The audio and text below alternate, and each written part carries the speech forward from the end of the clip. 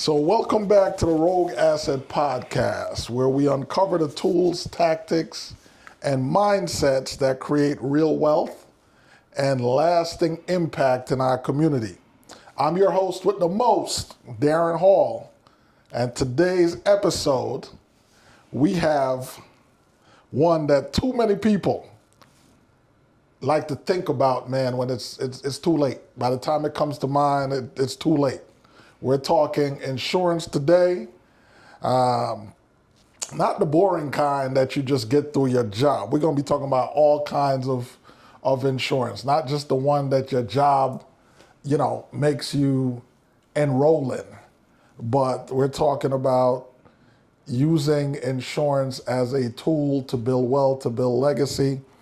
And we're talking about different types of insurance today. We're going to get into life insurance, property insurance, and just how smart people, use insurance to their advantage. And, we're talking smart people like you out there. You can use insurance as a tool to build wealth as much as you use it for protection. Now, joining me, man, for this game-changing conversation today is an entrepreneur that I've watched for years. Love this man's hustle, loves his spirit. I consider him a financial literacy warrior and a wealth strategist, Mr. Ayo Saba. Welcome to the Rogue Asset Podcast. Hey, man, thanks for having me, brother. I appreciate it, man. I really do appreciate it, man. When you called me the other day, man, it was like, hey, man, I need you to come through. I was like, absolutely. I didn't even think twice about it, man. I was really excited to kind of come here. I was seeing some episodes. Obviously, other people that come to the episodes are friends and family that we consider. Right. We've been rocking and rolling, man. Right. The guys who've withstood, the times here in Atlanta, is always constantly shifting. Even sometimes we actually like the constant shift. Right. Because it weeds out the ones that are not really doing it, Right. Right. And me being here with you today is very special because that says that, hey, I've been here since I've been in Atlanta since 2016 and I've been steady and strong. Steady, strong. Yeah. I used to see this brother out. If there was an opportunity to network, to move up, this brother was there. Oh, I was there. And he was and he was beating me there. He was usually already there before I got there. Yeah. Okay. Yeah, So true hustler. Definitely the definition of a rogue asset. He's a guy that does it on a high level. But he does it his way, which is what being rogue is all about. And he's definitely an asset to many here in the Atlanta community, both on personal and business level. Works with a lot of entrepreneurs as well, especially a lot of real estate investors. Absolutely. Man, did y'all see him throw up some hooks?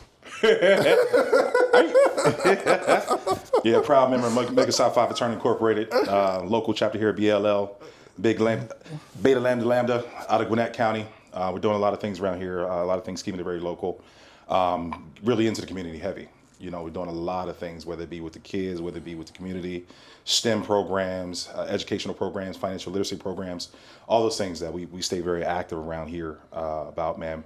And I also like to thank, man, I appreciate the introduction. I mean, you hit the head on a lot of different things, man. I like to do it my own way. I definitely like to do it my own way. When you talk insurance is not sexy. It's not flamboyant. It's not something you're like, oh yeah, let me do that. Usually in transactions, sometimes treated like the redheaded stepchild. Oh yeah, I forgot that insurance. I need to get that. As a last minute thing. So I pride myself on, number one, relationships. Right. I pride myself on relationships. If you get to me, obviously, you have that access to me. You call me at certain times of the night. Whether it be with family, a text message, I'll get back to you if I can. If I can't, obviously you understand the reasons why. But first thing the next day in the morning, I'll get right back to you. I appreciate the love that I've gotten here. I'm from New Jersey, born and raised, first generation Nigerian American, very proud African, very proud African. We represent and, doing a lot of different things around here, especially in Atlanta as well. Who has the best jollof rice, though? Come on, man, with that, man. I'm a nice job boy, man. I don't care what anybody else say, man. They got some other different variations, but yeah. We're going to have to keep it right with the long grain rice, Niger style, man. Absolutely, man. Well, I think the Ghanaians and the Senegalese may have something to say about that. Yeah, they trying. They trying. You know, we close cousins. You know, we keeping everything. Africa trying to reunite everything right now. So, we going to keep all the jollof battles outside the spectrum right now. We working on some other stronger things right now. Man, I respect the jollof battle, though, because kind of like if somebody bring the jerk argument to me, yeah, it's going down. It's going down. It's going down. It's going down, man. I get it. Yeah. Like I was saying, man, but I mean, honestly, to tell you the truth, man, I definitely appreciate the love, man. Since I come to Atlanta, man, when I said I was networking, as a young man, that drive you have to take care of family, take care of self, do it your own way, making connections to somewhere where you had very minimal people that you knew, we started off doing that. What was that real estate connections thing? And then it was just started doing every other county in Georgia. Like when I say I would literally show up, and I get that thing from my prior years playing football. Kansas State, Coach Bill Snyder, man, if you weren't on time, you were late, so on time was 15 minutes earlier. But I like to delay the land when I'm networking. I like to get there an hour early. I like to see who's coming in, to sit back, relax, get to talk to the people behind the scenes, setting up. Right. Get to know who's coming, where they, get the best position in the room. Right. Somewhere where you can buy the drinks for everybody else, and you can shake everybody's hand that walk through the door. They're gonna have to see me. Like I said, he always beat me there. So I'm definitely always strategizing, man. You know what I mean? But when I say literally, I was, thanks to my wife, man, I was out 3-4 nights a week, man. When I tell you the truth, when I had young kids. So, I would do my work day and set up my events throughout the day, whether it be in coffee meetings and this, that, and the other, getting to know different things. And it was really a testament. When you're doing something, you're doing it in the proper way, and you focus on relationships. And when I say focus on relationships, focus on what you can bring to somebody else. Don't always focus on what you can take. Mm-hmm. You know what I mean? When somebody comes in there just, thinking what they can take, that's that change that we always like every year in Atlanta, because the guys that come in here in Atlanta, they hear everything about Atlanta, they get here, and they just want to come in and, fish and grab some big fish. Right. But you're not going to last, and all you have in Atlanta here really is your word. And the community, especially in the real estate investment community, is very small. Well, you got something else, but I can't say it on camera, and your word. Yeah, that part. Yeah, that part. So, that's the important thing, man. If people can focus on that, and they can focus on the relationships, they can focus on building, they can focus on hey, for me, usually I would sit down with somebody and I'm kind of understanding their business, and I'm like, what are you looking for? So I consider that in my repertoire, even though I'm just an insurance agent, right? I look at it even in the real estate investment space, I like guys who have portfolios, because the guys who have portfolios and certain things like this, they have a house that's going to put on sale, they have this that's going to put on sale, or they're going to buy this, or this is what they're looking for. I have clients all day long that are insuring things. So I get first divvy to everything. I get the game plan on how they set up their business, because you have to talk to me. Mm-hmm. The ones that get flushed out, we all know what it is. I'm going to be funny right now, though. Yeah, I got the office in Buckhead. I got okay. Mm-hmm, mm-hmm. And I just shake my head, And I learned a really good thing from Kenneth Igwe. He told me, usually, my number used to be 3. If you do 3 things that don't necessarily have anything to do with each other, for example, wanting to be the lender, wanting to be the realtor, and then wanting to be the stager or the closing attorney, whatever it is, right? You're doing too many things under one person. You have to share the money. So if I need something to real side, I call you. Hey, what's this question? I don't even want to answer the question. I want even just to introduce. Say, hey, hold your question. Get you on the phone, and you go through the whole entire process, because you're going to hear things through that the questioning and the asking that I wouldn't pay attention to. Right. So that's the beautiful thing about being in this space here, being able to use your friends and business partners as assets. I'm not even going to step on your toes. I say, hey, man, hold the question, call my guy real fast. And that's in every sector. Think about the real estate process when you're looking for it, trying to find a house. You got inspectors, you got contractors, you have home stagers, you have, everything that you can think of. The lenders, obviously the money part of it, right? Yep. And you have lenders that can answer certain questions. You have some lenders that may struggle a little bit, but again, depends on the deal. Depends on the deal. You're hearing all type of different things. So, in this space, when somebody from the outside comes to any one of us, we do it. We're licensed to do it. You know, so sometimes people think they're smarter than the situation. It's like, oh, okay. You know, sometimes for those, we kind of weed through our own clients. You know, we do our own underwriting. Like, oh, maybe you should go check over there first. And then when they come back, and then it's like, hey, you locked in, man. This is where we at. That's how much it costs, man. Right. Yesterday's price is not today's price. So changes, man, and that's what it is. So it's been fun, man. The ride has definitely been fun, man. I thank God for my consistency, to be very honest with you. You know. Yeah.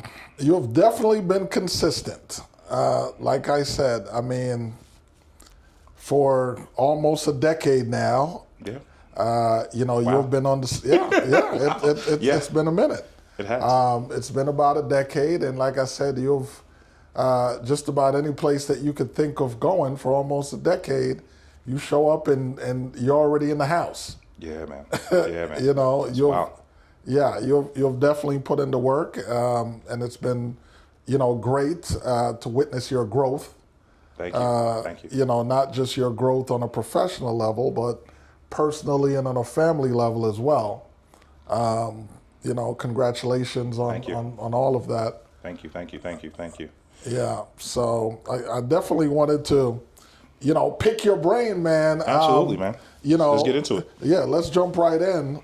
You said something once that kind of stuck. You said insurance is a tool that guarantees generational wealth for pennies on the dollar. Break that down for us. Yeah, yeah. So I mean, we'll start there because we might spend a bulk of our time there, especially now what's going on, right? You know, we've gone through these past couple of years with this COVID stuff, right? We're going through, you know, everybody's having health issues, right? Obviously, the topic is life insurance, right? But we talk about generational wealth. You know, most individuals in our community, we don't really think about the life insurance until it's too late, right? The important part about it is that you want to be able to get it while you're young, right? And I'll give a prime example. I start from the genesis. I'll give you my story, right? Okay. So my story, you know, I'm the first son in the U.S. of an immigrant. When I was born, the day after I was born, my mother passed. Okay, so understand, you know, my father's Nigerian. He came here prior to my mother passing. Sat my father down in the immigration office, did everything else. You know, when the day after I was born, my mother passed, my dad got his immigration 2 weeks later. You know what I mean? So understand like how, you know, crazy this is. So then on my American side of things, they're thinking like, oh, who's this African, this, that, and the other. You know what I mean? There was some issues with the hospital and some things went wrong. But that money, my father didn't touch a dime of it. He didn't touch a dime of that money. That money that came from that lawsuit and all those other things that happened went directly into life insurance.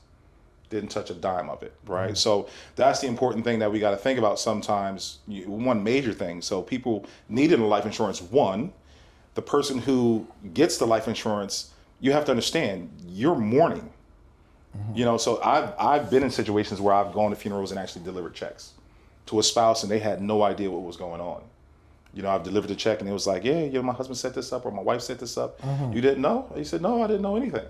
You know, and that's kind of what it's for, because in that time of mourning, you're going through everything in your head. I got to pay for this. I got to pay for that. How much does the funeral cost? How much is this? You know, a lot of those things are set up that way, you know, and think about it. I mean, most funeral homes, I mean, not talking bad about the industry by no means. Right. Most funeral home directors have life insurance licenses, right? So they have what is called absolute assignment.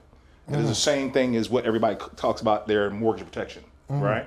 The life insurance is basically, you know, signed documentation. As soon as the life insurance is issued, the money's going directly to pay off in mortgage protection to pay off the house, or the life insurance money is going directly, proceeds is definitely going directly to the funeral home. So now you don't even, as a person, individual supposed to be getting these benefits, you don't even have the ability to make a decision. Sometimes that's done on purpose because the individual getting the money won't make the right decision, right? So I'm basically protecting you from yourself. Right. I'm allowing you to take care of me, make sure I can be taken care of properly. You can mourn properly for me, and everything can be good to go. But you want to do this. At times that I've handed off checks to individuals in funerals, I would say we have a meeting Monday. You can't do anything else until we have that meeting Monday. Right. You know what I mean? I have a lot of prime examples of that. I mean, in the last 2 years, I want to say 23, it's about 12 funerals. 12. Some hit personally, like in a very strong way. Right. And that was a lot for me, you know, and friends, family, clients too as well. Right. And understand, like these, I mean, being in the business, you know, yeah, you're your clients, but understand, you talk all the time. Right. You talk all the time, and so it becomes a friendship when you call. You come to office, it's like, hey, what's up, man? What's going on? We start bugging out. Right. You know, so it also goes into my process of my business style. Right. You know, I'm 80% personality, 20% insurance. Right. Right. You know, because we go and for you, the individual or the client, they don't understand what I'm doing. This is my chance to get to know you. Right. Because I'm going in and out all around conversations, but I'm going to come back to making money. I'm gonna do that. I mean, that's my job, you know. Right, but at the same time, doing that allows people to kind of let the walls down, because you know they're not going to tell you where all the assets are. They're not going to tell you where all the money is. Through this conversation, you get to know how many kids they have. You know, what they like to do. Right. What are some of the aspirations and things they want to do in life. And through some of these vehicles, via life insurance, we can do that. So that's the important part of it. You know, I mean, my thing of it is I have no emotional connection to the money that you spend on life insurance. That has been my conversation every time. Just get something. Sometimes I sit in front of rooms. I get in front of a lot of people. I talk until I'm blue in the face. Hey, life insurance this, life insurance that, life insurance. They look at me like, hey, this guy's just trying to make money. He's just trying to get me this, da, da, da, da. But I said, no, I'm trying to make sure you're good. Right. You know what I mean? I've had so many people literally lie to me and say, I'm good. And then when something happens, I get those secret conferences that pull me to the side. Hey, man, hey, you did it real fast? Hey, put that together for me real fast? And I'm like, yeah, of course, no problem. I have no judgment in that case, but I'm happy that you're getting it, you know? Right. Because it's actually worked out sometimes where they've done it that way and they've actually used it and needed it, you know? And I'm proud to be able to do that, you know? So this is that thing when you say, you know, when I got into this situation, I said, number one, you know, the Lord, thank you. Number two, protect me from myself. Make sure I don't get myself into any nonsense, going out here and meeting all these people, being out in the city, this, that, and the other. Right. And number three, allow me to teach somebody else what I know. Right. So that third pillar there remains very strong for me, because, you know, your day-to-day interactions, people can maybe turn you off to doing the business, say something that just like totally unmotivates you. But I mean, I'm self-motivated. Right. I don't need anybody to do anything for me. I'm good. I know my goal and what I want to do. So at times you may have those rough times or hard times, but you got to get back on the horse. Right. People have situations and you're just like, hey man, because I know we've talked about it. I know we've talked about it. And they told me, no. When I first started, I had one client, you know, he made good money. Made over $100,000, was married, had 2 kids, married to a high school sweetheart. And when he passed, and I'm talking about the man was 33 years old. When he passed at 33 years old, he died in his mother's arms. The whole family in there, but he died in his mother's arms. And I promised the spouse I would call her every month, which I did. Call the spouse every month, just check with her. Hey, what's up? You good? She was left behind with 2 kids. Just bought like a $300,000 house. Just bought it. And I'm like, hey, you okay? What's going on? She had a good enough job too, but just obviously both incomes with me did a lot better. Right. So I said, I promise I'll call you every month, just check on you, make sure everything is good. You know, we got around to getting her some life insurance, obviously. You know, and I'll say the process of that, I'm calling her, still talking to her. But again, and this is another process of it, right? Sometimes people that you know you talk to all the time, sometimes they're scared to even say it to you. They're scared to talk to you about it. Yeah. Like, because your relationship, they think that that's going to mess that up. Like, hey, I'm licensed to do this. I mean, I understand I'm not going to say any of your personal information. Obviously, those are certain laws that we have that we can't do. She wound up getting life insurance with somebody else. Oh, wow. You know, she wound up getting it with somebody else. But then she was just kind of ticked off with the process and didn't like how it was going on, because it was kind of a, you know, again, say you're mourning. A lot of different things are going on. So it was kind of like, hey, that person probably called at the right time. It was like, hey, let's do it right now.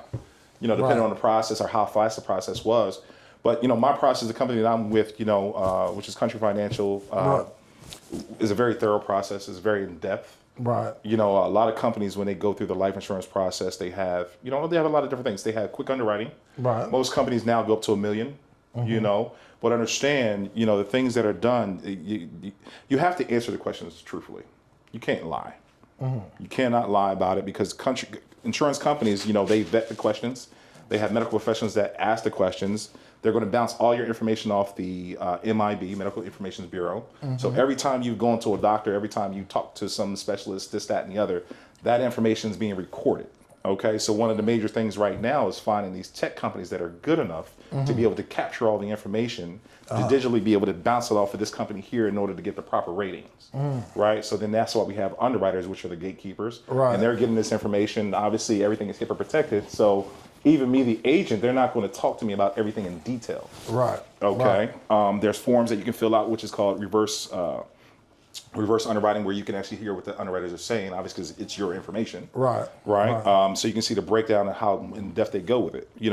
Another thing that killed this really is COVID, because a lot of the underwriting rules and things were changed during COVID. We were still working off of a BMI scale that was like from 1940s. I mean, I was a big running back, man. I was probably 5'7", 180 in the 5th grade. Moving, So I've been killed that thing there. So a lot of things have changed, whether it be the weight that they're going to have you under, or the height restrictions, and other medications. Because everybody really didn't know what happened with the whole COVID thing, or how things were going to be done. In 2022, every company had to put in new rates because of the mortality table rate. Okay, Obviously, so the mortality table people rate are dying, changed. and things are changing. Certain company changed rules as far as suicide rules. Usually the deal is when you have a life insurance policy and you commit suicide within the 2 years, you're only going to get back the premium that you paid into the policy. Okay, you're not going to get the actual policy. Okay, so a lot of questions and a lot of rules are in there based on the things that you do, whether you smoke, drink, whether you do this, that, and the other, whether you're in you're married and you guys are not getting along. Because obviously there's been some cases that come out that people have used the life insurance and then say, hey, man, I'm just going to take myself out. They were done and they try to pay off the family. And I'm just like, no, that's fraud. We can't do that. And I wanted to point out something really quick in terms of what he said. Life insurance is a great thing, but when you're applying for it, don't lie. Okay, if they ask you, whether you're diabetic or you have hypertension or whatever the case may be, if you've been diagnosed, they're gonna find out anyway. Yeah. Right. So don't waste your time and waste the person's time that you're speaking with. Nothing is a secret anymore. Nope. Nope. In 2025, there's all types of. You heard what the man said. They have databases and stuff like that they're running stuff against, whatever your medical records are, right? So they're gonna know. So just be truthful, okay? Absolutely. To build on that a little bit, I'll even hit another level that obviously hits. I mean, we're in Atlanta. You talk about Atlanta and the Houstons and all the other things that go on around these places. Understand, there's things that are out there, right? And we all know what we're talking about without having to say it and just kind of bust it out there. But I always talk about life insurance and say, hey, it is a free checkup. Do you understand how thorough that is when you go through a life insurance piece? They give you everything. I literally can get a one-sheet printout of all your blood, all the blood work and everything else that you have. I have the ability to give the clients that. So I say that sometimes, hey, man, when's the last time you been to the doctor? Go ahead and get this life insurance. You're not responsible for anything else. The company takes care of all that other stuff prior to you getting to that. All we're sitting down is, filling out the application. Yes, you have to have your proper information on there. Yes, you can't be out there and having 3 or 4 DUIs because you're a risk. Right. Okay, you can't have those things there. If you have some issues, obviously the major deals there, the cholesterol, the high blood pressure, and another one that's coming around that's really taking a lot of people out, sleep apnea. Okay, that's another one there. So obviously there's sleep studies involved with that. And I'll tell you another one that's kind of shaking up the industry right now, the anxieties, the mental issues. That's another thing that's really shaking up underwriting processes because, obviously that information is out there. It's getting worse. It's getting worse, yes. So people are doing other things to medicate themselves, maybe throwing them off chemically imbalanced. But that does come into play when you're actually going through life insurance. Those questions are very thorough. I would have to ask the questions to the client sometimes when I'm sitting down with them. Sometimes we've kind of changed the process where you can have a phone call to some of these major companies and they're a medical professional on the other end and they're asking the questions. So it gets even more thorough because they have obviously the background and the medical piece of it. Right. But that's what I say to everybody else. I mean, I don't care what you have going on, just get it done. The things that I like to start about it, when you have every time you have a life change, you should get it. For most companies, when you have a child, and so now you're speaking to a man who's lost his baby brother in 2010. We didn't really know what was going on with him, but medically it was some things going on with him. After 14 days, a young child can get a policy. I suggest that as something because everybody says, oh, they want to put money aside, they want to do this for their kids. That policy, man, can be $10. I'm glad I'm going to interject on this part because it gives me a way to segue into, since you have touched on that, can you give us some information on what is nicknamed the baby millionaire policy? The baby millionaire policy? You know, I hear all type of terms. Have you ever heard that one? I haven't heard that one. I probably heard it, but heard it in a different way. Okay. Right. A couple years ago, someone brought that to my attention, and they quoted it as the baby millionaire policy. I guess whatever company they were with had this policy that you would get as a baby. And the idea is over time, by the time what you would have paid into this policy, however the policy was set up, by the time the child would turn 18, the policy would be worth $1 million. Sound like some of that jive talk. So to answer that question, all right, can you build some wealth? I mean, honestly, I would have to see what company it is, what product it is, and how much money you're putting into it, right? Okay. Because that does matter. Okay, that does matter. There's some things that you can do in order to do that. You know, when a child is born, yes, you can do that. After 14 days, you can do the policy. It's considered a juvenile policy. Okay, most states, legal age is 18 at that point in time. So grandparents, even think about it like culturally, like some grandparents put money away to say, hey, don't worry about it. I'm gonna do this life insurance policy. You put that money directly into the life insurance policy. Don't even worry about dealing with me. Just put it on an automatic payment so it's coming out and everything is good to go, right? As an adult, you can own the policy for the child, which has to happen. You have to own it, okay? At the age of 18, you can continue to keep that policy and own it, or you can then give it to the child as the ownership. But at 18 now, whatever money you accumulated, most of the time you're doing a juvenile policy is a whole life policy, okay? And as I get into explaining the policies, I guess I should do this as I'm going along. I was about to say, while you're here, let me start explaining it's important to explain what you just said. What is whole life versus term life? Yeah.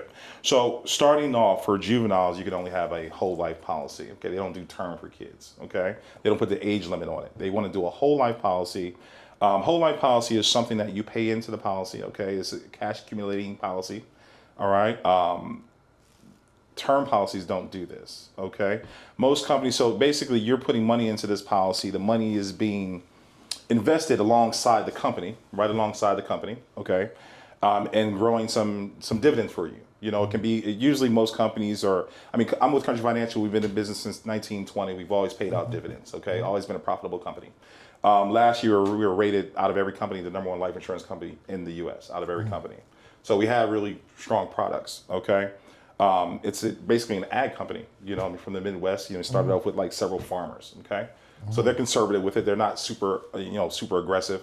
Granted, we may not be the biggest company, but we were rated those ways based off our product, based on how our product performed, okay, and based on the individual's interactions with us, okay. We don't have many commercials and things like that, so there's a lot of word of mouth, right? Gotcha. But once we sit down, we can put together a policy for you. And even when I'm doing it, yes, I think I'm strong in it, but we have other SMEs, subject matter experts in our company that we work with, that's solely what they do. They are not commission based. They are not none of that. So I've been many a times, and you've been in some of the things where I'll go and I had a partner that comes with me and he just gives it to the crowd in such a high level because I sit down still and I'm amazed when I sit down and talk to him because he can go in and out of it. He can talk interest rates, this, that, and the other, how the dividends are coming, how you move it from this vehicle to that vehicle. And those are the important things that we want to know because everybody's situation is not the same. Right. Okay. But when you're doing something like that, the difference of it is it's always good to start young. Whole life versus term. All right, let's just start there before I even dig into other kid stuff. Okay. Term policy can come in a sense of 10, 15, 20, 30 years, even different years. Different companies have different years and things like that, right? That's basically renting life insurance, okay? With that, whether it's $1 million. So honestly, tell you the truth, when I have a kid or I have a person and they're 18 years old, I ain't writing $1 million policy for 30 years. Reason I'm doing, if they don't have anything, the reason I'm doing that is because we're ensuring that you're making sure that you're an insurable person. So anytime within that 30 years, whatever's going on in your life, whatever medical issue you have going on in your life, I can transition some of that term into whole life to permanent. So term is temporary, whole life is permanent insurance. Okay. So the importance of that, sometimes when I sit down with people, obviously when term is a cheaper product, okay, pretty much everyday product, so you can do certain things, and whole life is, you need to have some money. I mean, it can start low. For the child, the juvenile policy, it's below $20, to be very honest with you. And then when you get into the adults, I have guys that pay for anywhere from $50,000, anywhere from $50, excuse me, and I have some clients that pay. I have a client right now that worked out a $100,000 a year policy.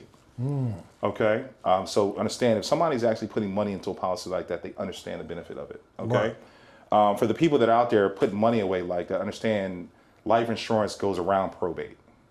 You cannot be sued for the money, okay? So this is a protective thing as well, okay?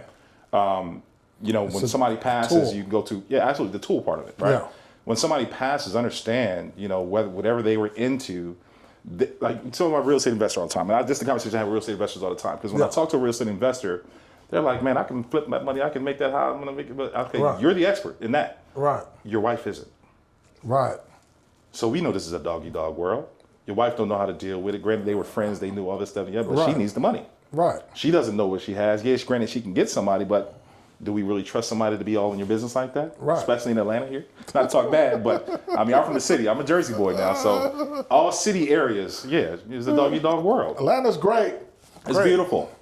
Protect yourself, though. But no, that's an important thing, because then now they're going to try to get whatever property you have, whatever asset you have, on pennies on the dollar.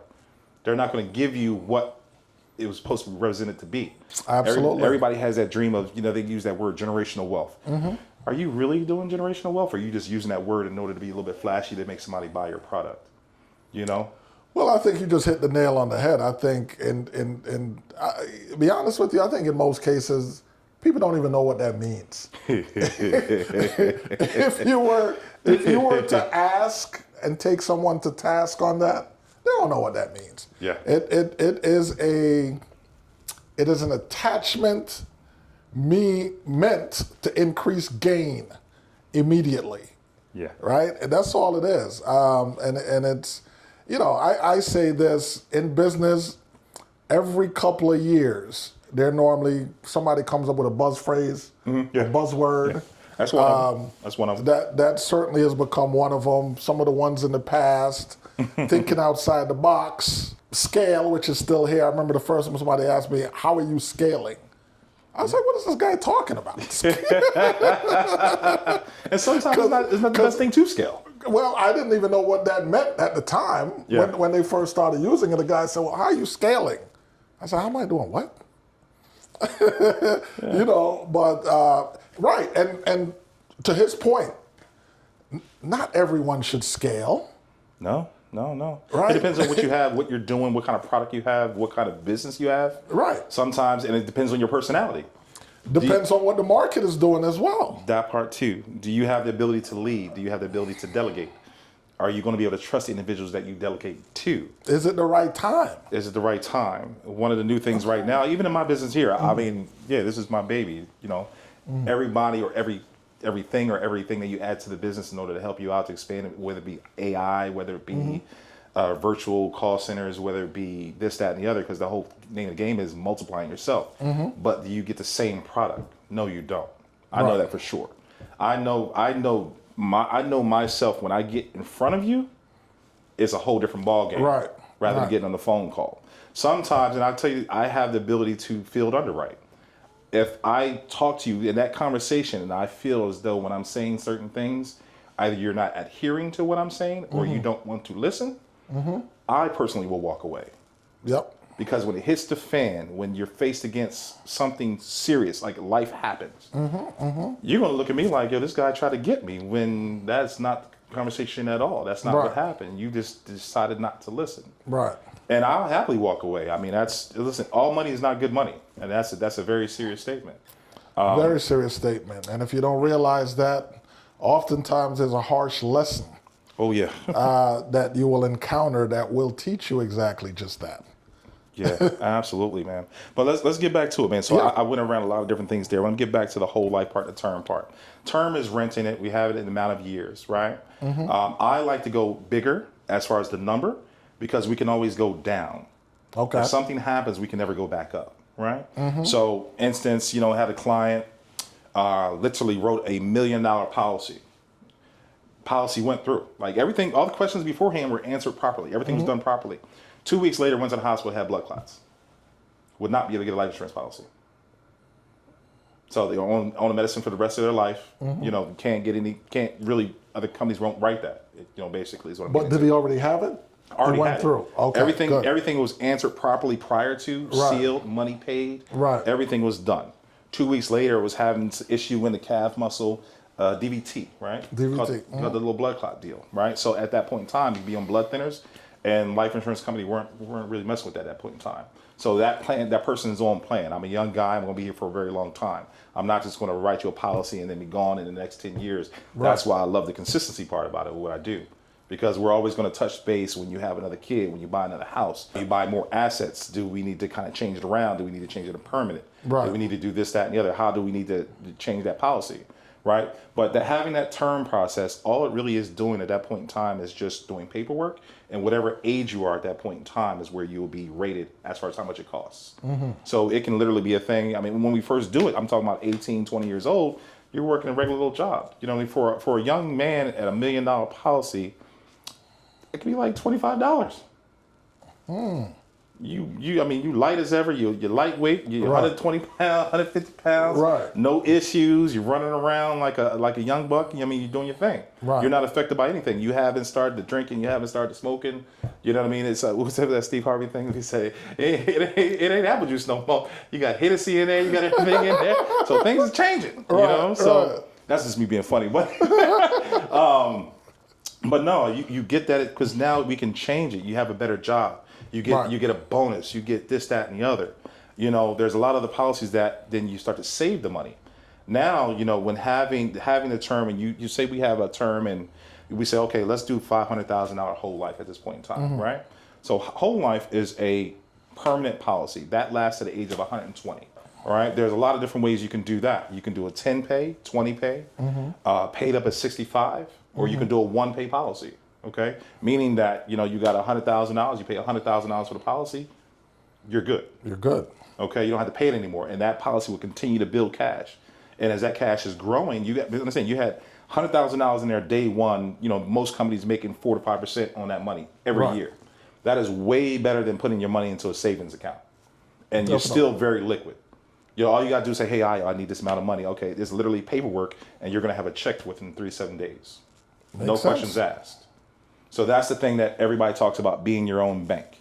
Okay. All right. So Well, we're about to kind of get into that, all right? Because it's not about if I die, it's how I live while I'm alive, right? With this policy in place. So Absolutely. one of the things that I want to get into on this episode, it's let's talk about whole life indexed universal life policy. IUL, Index Universal IUL. Life Policies. Yes. This is an Atlanta thing. That is one of the policies that that are buzzing right now. Yeah. So let's get into it, right? My company, Country Financial, we have that product as well. They did a lot of field research on it. And from what I had some printouts and some write-outs about it. When we went to our conference, we were sitting down talking about it. My stance on that is it's that process in certain places where somebody sees a nail, they want to hammer it. Everybody doesn't, everybody doesn't need to, everybody doesn't get it. It's not for everybody, right? Sometimes people don't make enough money in order to have a policy like that. Right. Okay. Particularly my thing that I like about it I like for business owners, but I'm always going to run it both ways. I'm always going to run an IUL or a whole life and compare both of them every time when I do it. Okay. And then when I do it, I send it up to my company, to our actuaries that really do, because those are people who actually write the policies themselves, for the company. So I go a little bit more thorough with it. I like IULs for individuals who are in a high cash business, somebody who gets a lot of bonuses, somebody who's on a commission type of deal. Somebody who may have multiple businesses and they're having multiple incomes coming in. Okay. One important way that I do that there, when I said business owners, and I'll stop here because this is one particular thing that I do like to talk about. It's called an executive bonus plan. Okay. So when I talk about an executive bonus plan for certain business owners, everybody in business, we all know what it feels like when you go buy electronics on your personal car. You're like, oh, I don't do that. Let me write that in the business so you can write it off. Right? So those are the things you said, it feels a little bit different when you swipe it that way, right? So understand when I present this, I'm going to, send it up to my individuals that go over this. We're going to illustrate everything out for you. Okay. When you're doing this, you should also have a lawyer in place. Okay. You should have a tax person in place, an accountant. Okay. Because these are things that we're explaining some other things that kind of venture into other fields. Right. Right. So as a company, we wouldn't write it if it wasn't a right thing to do. Okay. Okay. So it's important because the payment for the policy is coming out of the business account. Okay. Okay. So when I say executive bonus plan, you can do it for yourself, the business owner, or you can do it for an individual in your business that is irreplaceable. That like, hey, I would not function if this person was not here. Right. So it's another way as a business owner to also show belief in that person. Just more consideration rather than salary, because it's taking care of their life insurance things, right? And you're paying for it as a business owner, okay? Right. Okay? As a business owner, it is considered a write-off for you. Okay. Okay? As the person who the life insurance is on, it's considered income. Okay. All right? So it's a way for me as a business owner to write off some things off my business, okay? It's a way to, rather than using that money for anything else, you're putting it into your employees. Okay. Okay, because the major thing I hear most people working jobs, you want to if you don't have benefits, sometimes they don't even want to work the job. Maybe I may not be able to give you benefits. You may be able to get benefits somewhere else. Right. But then I can give you this life insurance that gives $1 million for you and your family if something happened to you. Okay. Right. So you take it on the personal side. You take it as income. So it'd be paid either as a business owner. You can pay it every month. Or you can pay it as a bonus one time a year. You pay the whole policy out for the entire year. Gotcha. Okay. But it's doing the exact same thing, whether it's in place of IUL or whether it's in place of whole life. I'll give you the IUL part of it. Yeah, but isn't the entrepreneurial attraction to the IUL due to that you're supposed to be able to borrow against? Yeah. So both policies you can borrow against. Okay. Both policies you can borrow against the money. I have a rule, pretty much anywhere between 85 and 90% of the money in the policy cash value at that point in time. Okay. Okay. Whole life is they're both slow plays, right? You have to start at a certain time. Understand you're not going to be able to put this amount of money in there and take it right back out immediately, right? Unless we're doing like a one-pay policy. Okay. Then it's a whole different ballgame because the cash is already in there. Gotcha. Day one, So, and I'll give you another play with that too. I won't name the company, but I'll just give you another company, right? Because we can keep this regular on the podcast, right? Yeah. Country Financial, who I can speak to, who I do work for, is a indirect company versus other companies that are out there, other big name companies that are a direct company, right? What I mean by that is, let's just say I have two banks, Country Financial $500,000 and so bank $500,000, right? I borrowed $250,000 of my money from both deals, okay? Country Financial is still going to pay you dividends on $500,000, even though you've taken $250,000 away from there. Okay. Gotcha. Other said company, is going to now pay dividends on $250 because you've now taken $250 out.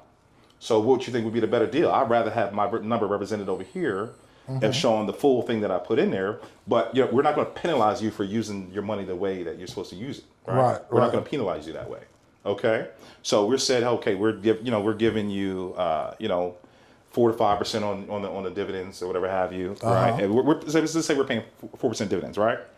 So now, in order to borrow the money out, you're not taking the actual money out of the actual policy.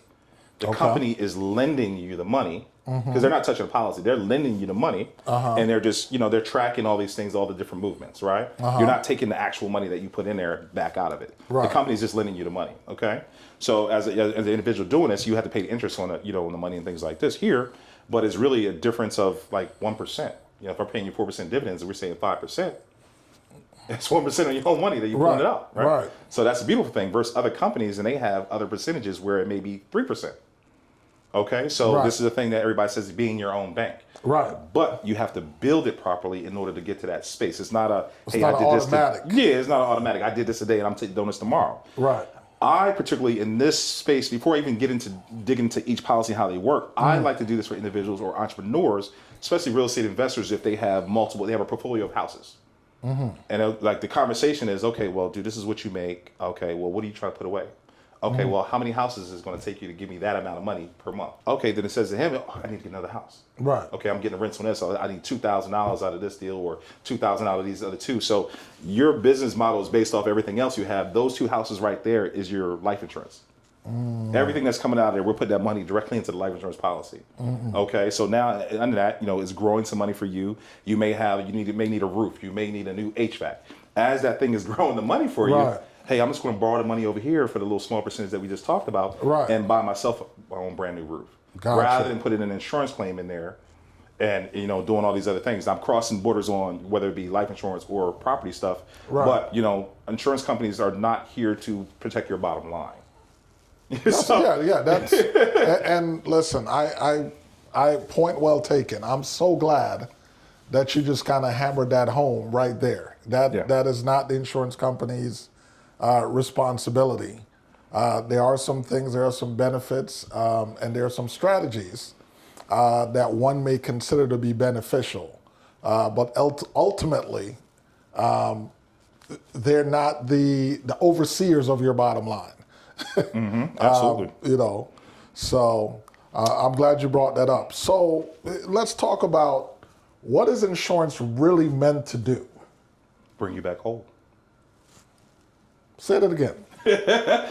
Easy. Bring you back whole. Bring you back whole. Whatever you lost is our intentions to make you feel as though nothing happened. It may be a sentimental piece, but all the physical, all the monetarily things that you put out there is going to bring you back whole. Okay? And it all depends on how you, again, everything is set up with being truthful in the front part of it. Right? I have people all day long I talk to, and they'll give me a little gray area, and I say, hey, listen, I work with gray area.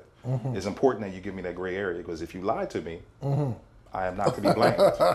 You know what I mean? And I've had individuals literally come after my licensing on property side of things because they've lied to me until they were blue in the face, and then actually got on the phone and admitted to me what they did, as they trying to come for my livelihood. Now, I don't take lightly to that. Right. You know what I mean? I'm very aggressive in what I do, but I'm based off of relationships. That's why you can walk away from stuff.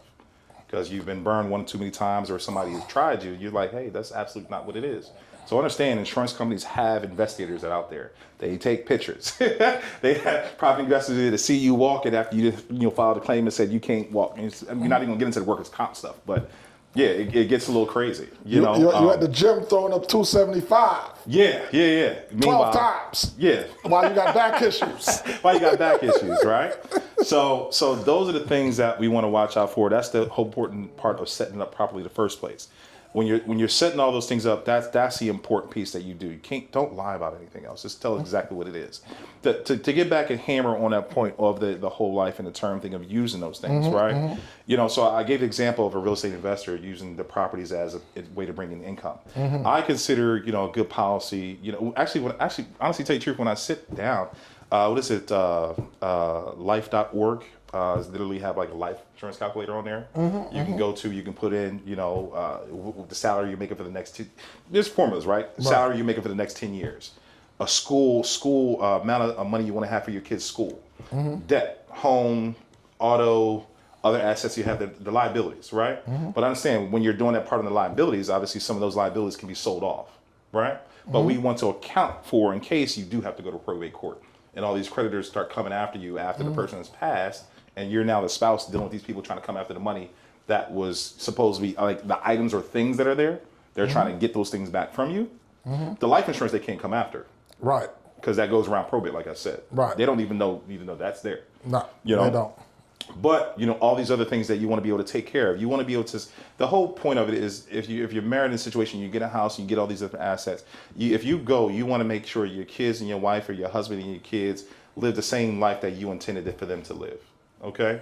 So when we talk about that generational wealth, that these things are things that put money away. Not even that, I'm not a lawyer, but to get into the things of trusts. We live in Atlanta. What about the girlfriends? I'm not even gonna touch. Where's the wood?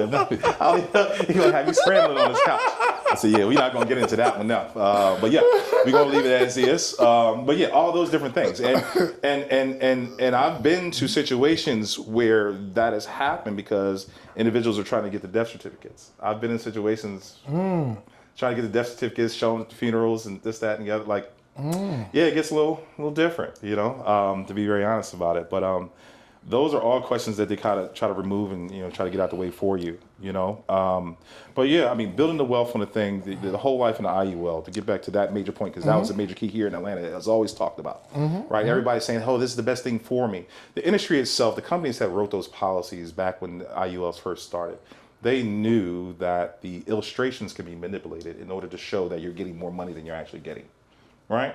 So it's very important when you're sitting down with an individual to really dig into the illustrations, what they call them, based on the years and amount of money that you're putting in, how the money's actually working, how the money's moving within the policy. That's the important thing to understand, okay? And you can't look at an IUL, just like I said, it has to be somebody who's high cash, high commission, a lot of things going on and put into the policy. It can't be a deal where, let's just say the premium is $100 a month, okay? And for the next 40 years, you only pay $100. Right. So I've been in a position, or had to be in a position, to rewrite people's policies, okay? To explain this point on the IUL very clearly, right? An IUL works as a policy, which is a permanent policy that gives you cash back and dividends, et cetera, but it also has a piece within that policy that works as a term policy.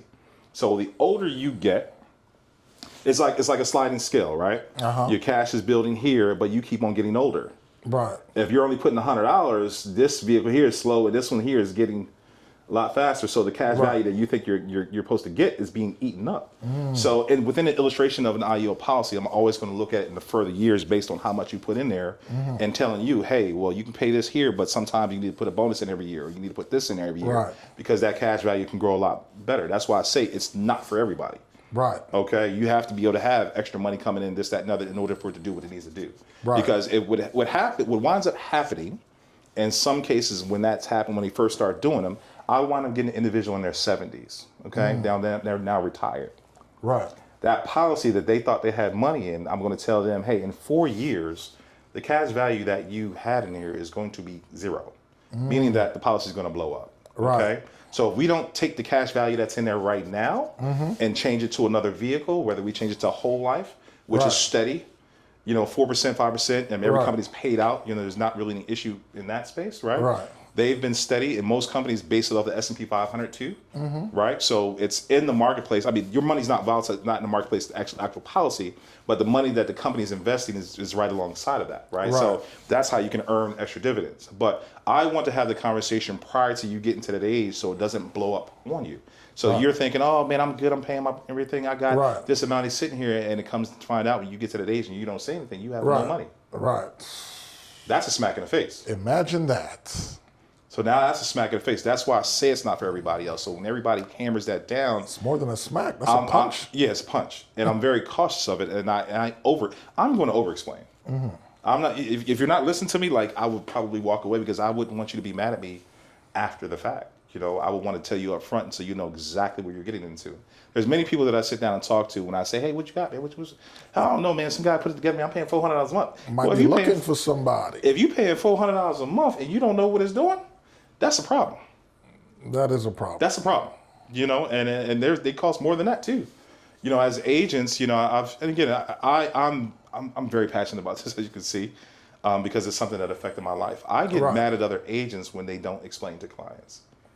I've run into agents before where they've had a client and they're saying, man, I'm trying to wait to get with this other company over here so I can figure out what kind of policy I'm gonna write, because I'm gonna earn more commission here.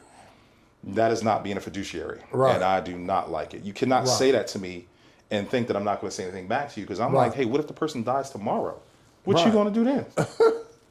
You know what I mean? And it's happened. I've had conversations with individuals, and I've talked to them, and before I had a chance to write it, or when I'm in the middle of the illustration process, and they keep on dodging me and had in the meeting, they have now passed. You know what I mean? So when I say, like, it becomes a very emotional thing, I apologize to one of my guys, because I was like, man, I'm going to try and get with you, man. You're not answering the phone call. I've seen email, text, this, that, and the other. He said, he finally broke it down. He said, yeah, man, my grandpa passed already, man. You know what I mean? It was just, so we wanted to have a conversation an hour about Man, sorry about that. You know what I mean? Right. Well, is all your stuff in line? What we got going on? Again, when Right. something happens, that's the time when you kind of strike. Right. When it's hot, right? They start evaluating their life. What's going Right. on? So let me ask you this, man. Good. Why are communities of color so disadvantaged and behind on this particular subject matter? What do you think are the main contributing factors? One, they were never told. I mean, well, old school way of things. I mean, we all know the old grandmoms. I mean, most of the time, there was the ladies who was taking care of everything. Mm-hmm. You go in the house, they got the Jesus picture, they got the money back there. The guys come every week. You better take the money from behind the picture and go pay the tax man. Right. I mean, pay the insurance guy. Excuse me. And that's how it was done old school. Sometimes I've run into individuals who were now may receive from their great granny. The granny had a whole folder of everything mapped out and how it's supposed to be. Granted, but through the conversations, and obviously generations keep on getting younger, and there's different things. They're not sitting down. My frat called being wise old owl. You're not sitting down and at the foot of your grandparents and listening to the stories. You're not taking the time to go check in with your people. Too busy playing video games. Too busy playing video games. Too busy running the streets. Too busy doing this, that, and the other. Right. I mean, listen. The old school way of it is when grandma or auntie knew she had the young boy running the streets. Yeah, we finna get a life insurance policy on him. And that's what it is. I mean, again, I'm Nigerian, so when you bring up life insurance in my culture, it's not necessarily like a happy thing, like are you wishing bad things on me, right? Right. You understand that being an island man yourself. Oh yeah, it's a very, very delicate Very delicate thing. conversation. Yeah. So I say to that, when I made it a thing for myself when I started going back home, I started having little powwows. Start having little powwows and say, hey, just talk. Let's just talk. Even when I sit down with other families, sometimes I would have the whole family there, and I would say, okay, well, two things are for certain: taxes and death. Yeah. Who's the oldest person in the room? How much would it cost for them to get life insurance? And I look at all the kids and everybody in the room and say, hey, this is how much it's going to cost. Are you guys willing to pay this every year for that person? Knowing that this is what's going on. I'm having a conversation very blatant and open, and the elder understands because they have to agree to sign the paperwork and documentation. Well, and that's why I'm asking this question. I had a very unique experience. My brothers and I, several years ago, we're sitting at a bar in Costa Rica, and we're talking to this gentleman, and we're like, hey, so life looks good for you. What's going on with you? I was like, every time we come here, we kind of see you. What do you do for a living? Da da da da. And he's like, not really much of anything now. I'm kind of retired. And so my youngest brother said, well, from what? He said, life benefits. Winning. And we were like, what? Winning. So he kind of started explaining. He said in his culture, much like you just explained, they're okay with it. And they literally sit around and kind of map these insurance strategies out. And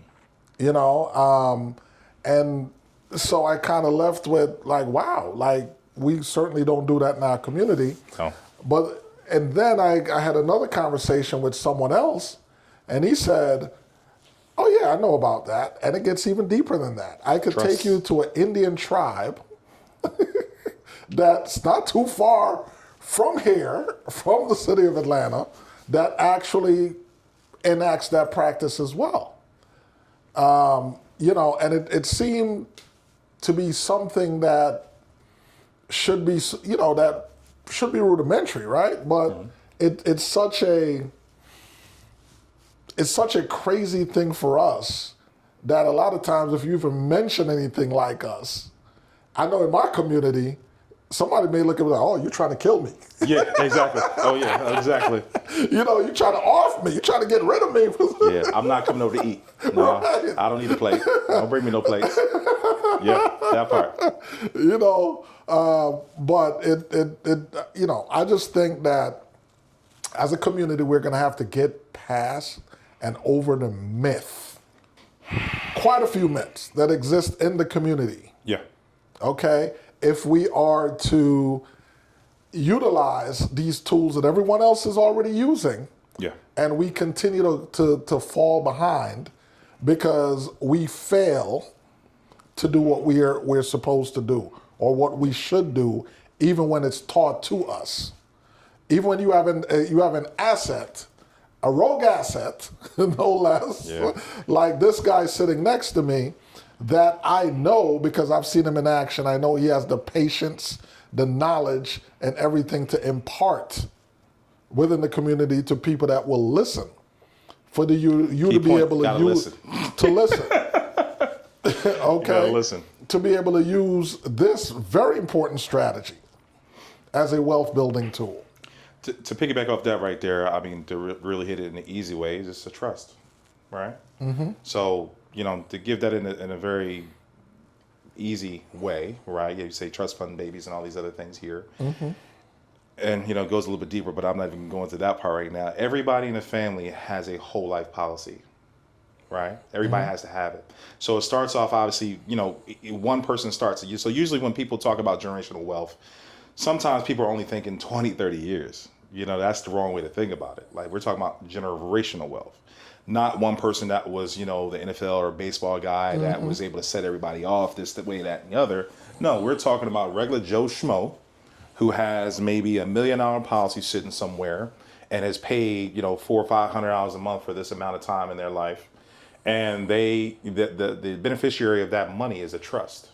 Okay. And that's starting the deal.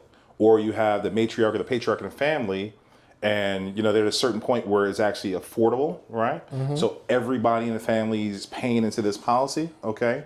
And the beneficiary of that policy, if that person passes, God forbid, whenever that happens, it goes directly to that trust, right? Mm-hmm. So within that trust, I mean, I'm not a lawyer, but the things that I hear, obviously there's rules that are involved with that, right? Because everybody's not privy to the money.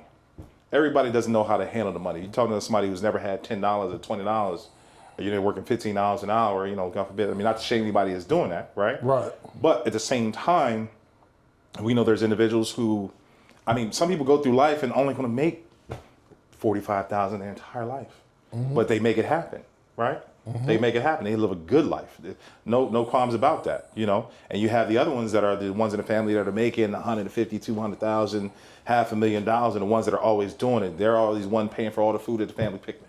They're the ones who everybody got together. They're the only ones that are already paying for everything. So they stop coming to all the functions all the time because they don't want to deal with everybody and start pissing them off, right? Right. But they say, okay, well, we're going to do it this way. And they sit down with a plan. They say, hey, this life insurance policy is going to go into this trust. Everybody who wants to start a business or who wants to do this, that, and the other, they themselves need to get a whole life policy, and the beneficiary of that policy needs to be the trust, because we're going to keep the thing going.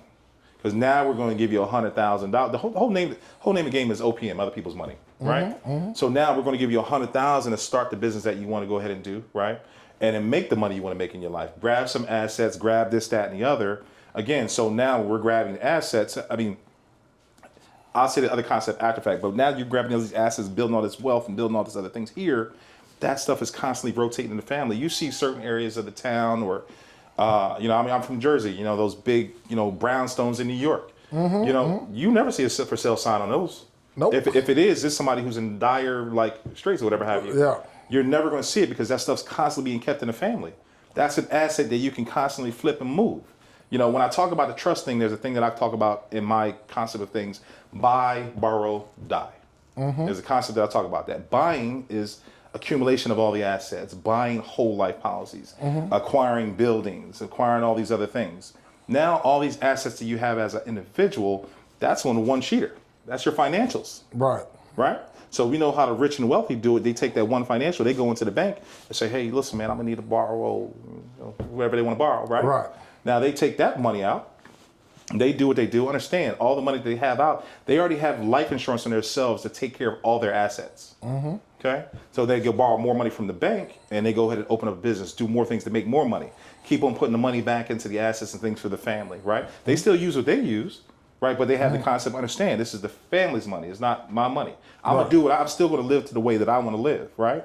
So those assets, never any for sale signs on them, never any of these things on them, right?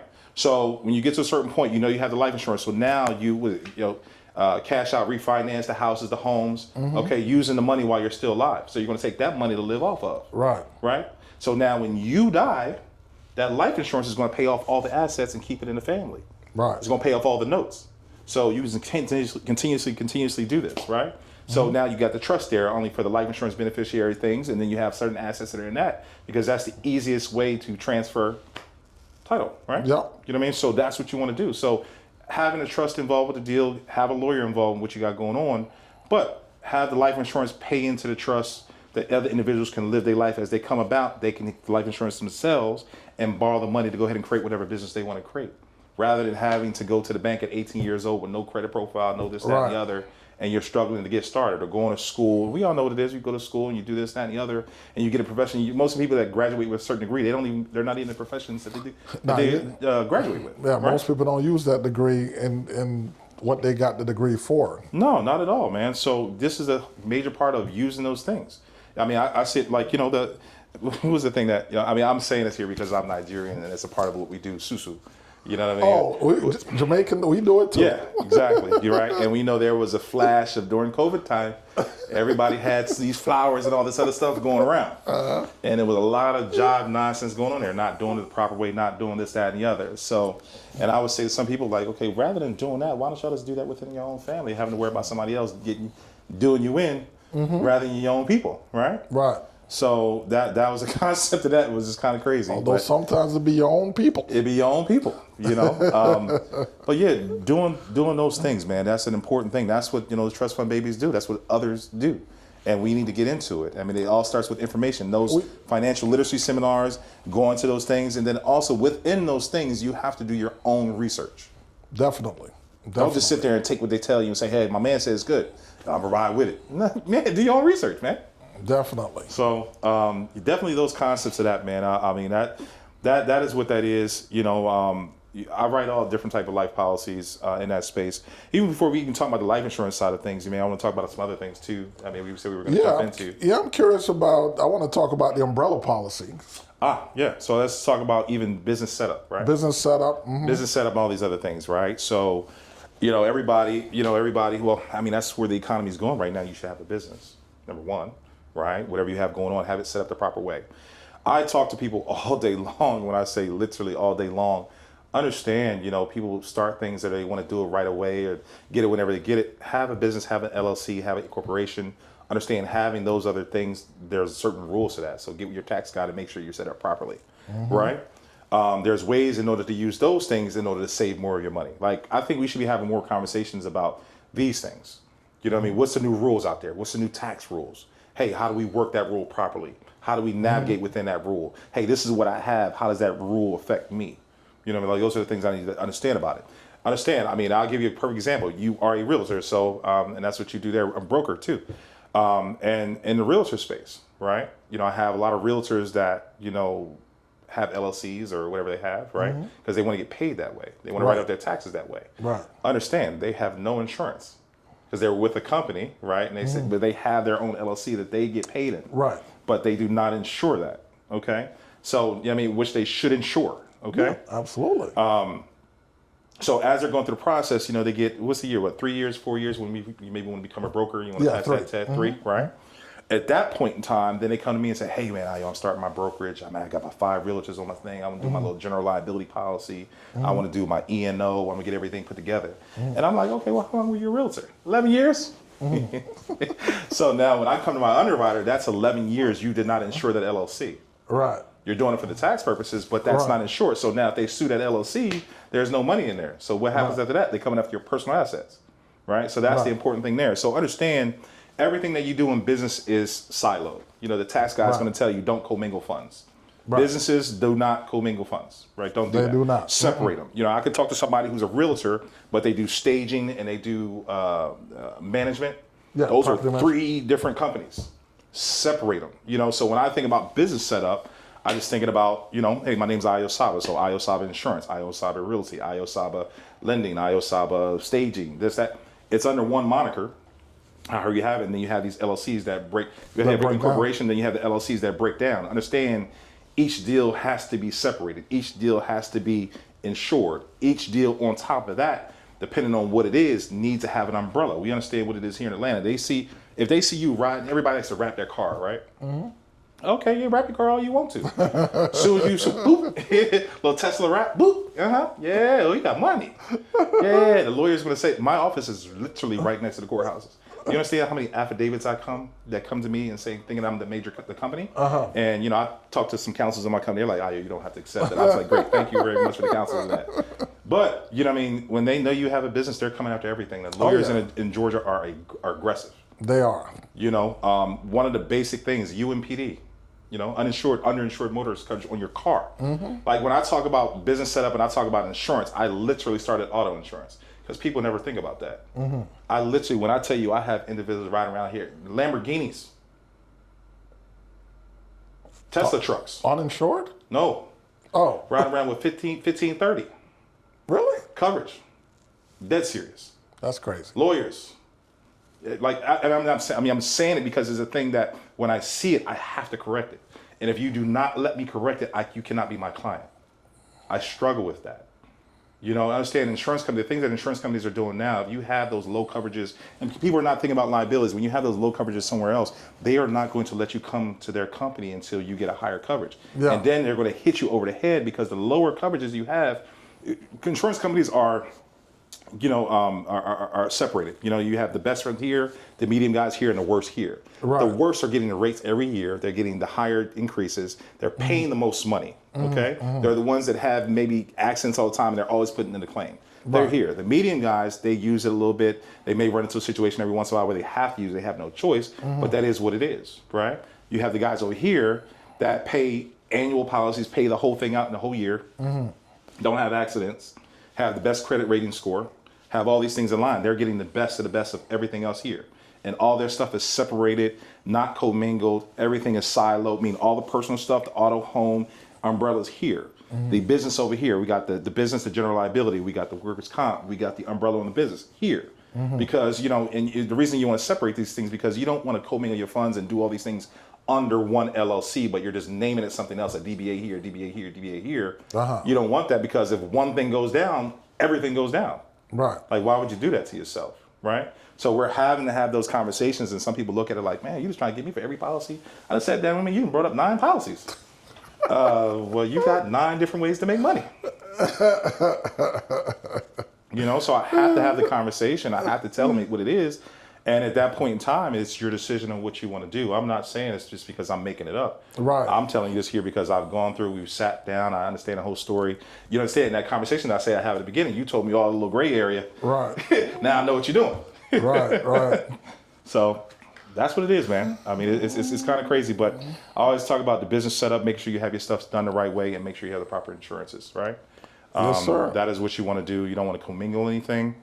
You want to make sure that you're following the things the proper way. Understand when you have a policy, most general liability policies, things are based off of sales, right? Right. So if you're doing more business, understand that is the reason you're going to have an increase. Right. Okay. Well, man, we could go on for days and days. Insurance is very broad. I just want to kind of leave you guys with some thoughts today. Listen, insurance isn't a bill. It's a bank in disguise, okay? And I want to thank Mr. Ayo Saba for coming out today and sharing as much as he has with us. Thanks for having me, man. Yeah, man. What are your final thoughts and what should every listener do this week? Well, honestly, tell you the truth, I say, especially with the times and things that are going on right now, it should be a yearly thing where individuals pull out their life insurance policies and actually look at what they have. Like, seriously, look at what you have. Like, listen, and I tell them all the time, I said, listen, for me, I'm not trying to replace your policy, but if you literally can look at the thing and say you don't know what it is, just give me a call. You know what I mean? That's the thing, like the people that know me, the people that I rock with, the people that know they can call me certain times of the night, that we've done a lot of business, or even people that don't. I'll still have myself open. That's the thing of, holding that cross to bear to say, hey, I'm always going to do the work. How do they reach you? What's your socials? What? Well, I do the socials. obviously Instagram. My name Ayo Saba is, it's plain and basic for me. Really super plain and basic. You can hit me office phone number 770-510-5085. Best to hit me the socials. If you guys, the email guys, you got some old schools on the thing listening. Is ayo.saba@countryfinancial.com. Just go ahead and reach out, man. Honestly, tell you the truth, just reach out. Just say, hey, I want to look at this. I want to look at that. I'll say, look at your policies, your life insurance policies, definitely look at that. Look at if you're doing a lot of things, if you have high value vehicles right now, like insurance companies are not playing around. They're hitting you. As a person who runs the business, I'm having to explain over and over, hey, this is the reason that it's increasing. One of the things that I'm definitely going to dispel too for everybody else and people that think credit is not proper. Every insurance company bases insurance off of credit. It is not a hard pull. There is a thing called insurance credit score. It's all based off of that. So even if it's, you're dealing with your people here, you say you see my man right next door, we got the same stuff, man, it should be good. No, they've got different situations than you, right? Gotcha. Everybody has to have the conversation. Granted, there's certain trends that certain companies have, but you got to pay attention to that. And right now, a lot of insurance companies are tightening up the reins because all the storms that are happening, all these other things that are happening. Understand the same thing running your house as you're running your business. Right. You need to take care of some things in the household yourself. Do some preventative maintenance things to take care of yourself because it's really tough. I mean, we see what's happening in California. That's a monster. We see what happened in Asheville. That's crazy. We see what's going on in Florida. People are having to self-insure. So yeah, it's pretty tough. Who knows what's going to start happening? Even the business owners. I mean, even in the multifamily space, which I'm in a lot, they're doing a lot of changes. Fannie Mae and Freddie are doing a lot of things with the multifamily stuff because they're not wanting insurance. Major companies right now, the guys in the multifamily apartment complexes, the struggle. It's hard. Definitely. Companies are not wanting to touch you. Definitely.